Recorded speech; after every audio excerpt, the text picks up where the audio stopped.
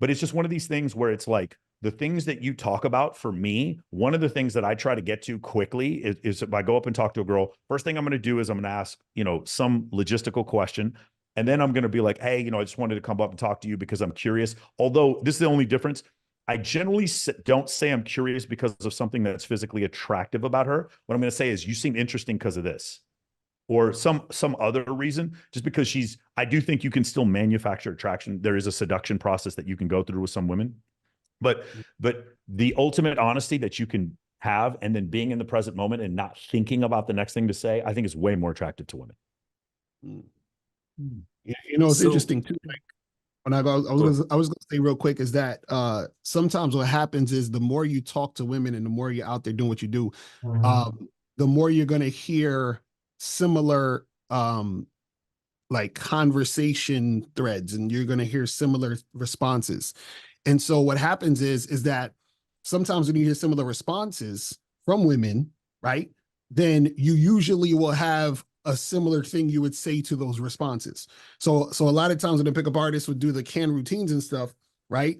What happened is they had like a story or whatever to say if they run out of something to say or whatever like that. But what happens is what's even more beneficial is when you're talking to a woman and like she's saying something to you that you've heard 10 different times from 10 different women. And then you've responded this way to those women. And then 90 some percent of the time, you always get this response back. So a lot of times when you're talking to more and more women, you start to see patterns in conversations. You see what I'm saying?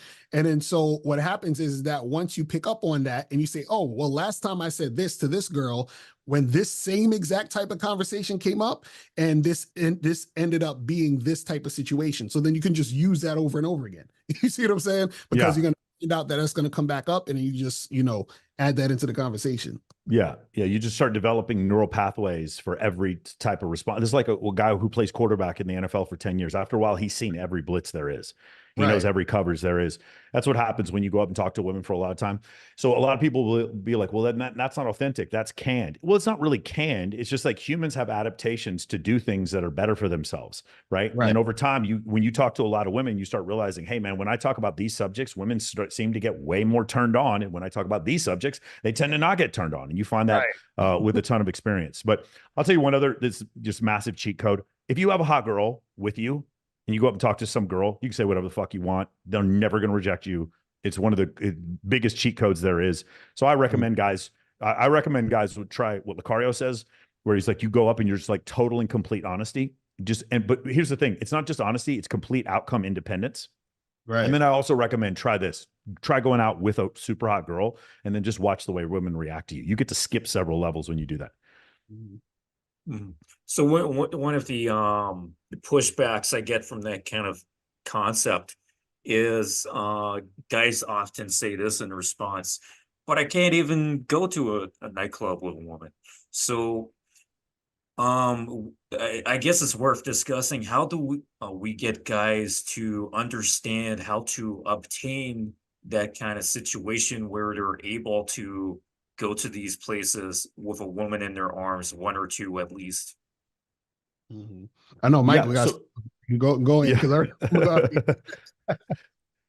So for me, the main thing that I do is like you reframe it in your mind. Like, for instance, if you can reframe going to the gym and in your mind you can see like the physique you want, you can visualize it. It can motivate you intrinsically in the gym. And if you can see, like every time I get, sometimes I'll go and I'll do Loom videos for leads on sales calls, or I'll jump on with my sales team. When I can transmute that in my mind to, okay, that means my business is growing, then I'm more motivated to do it. If you can go up to women, like for me, like let's just say you meet a woman, she's completely your type, you think she's beautiful, but she's with her boyfriend, or she's married, or she's dating one of your homeboys. In those type of situations, or for me, you guys know I have this like horrible fucking problem. Every girl I date has huge fake boobs. Girls who don't have huge fake boobs, I don't even like find them attractive. So I put those girls, it's very important you guys hear what I'm saying. I put those girls in the friend zone. I do not let them put me in the friend zone. If you were to sit here and listen to, like, when I have a bunch of girls over my place, you know what we talk about? Football, rescuing fucking animals. We play video games. We do shit that I would normally do as a man.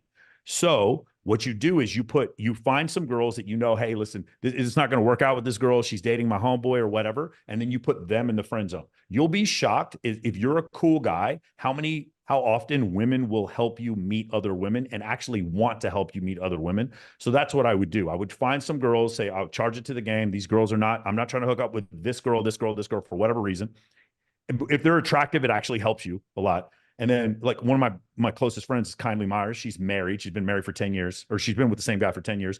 Whenever we go out, back when I was single, I'd be like, hey, Kindly, man, I think that girl's kind of hot. Kindly knew exactly what to do. And so she was a wingman.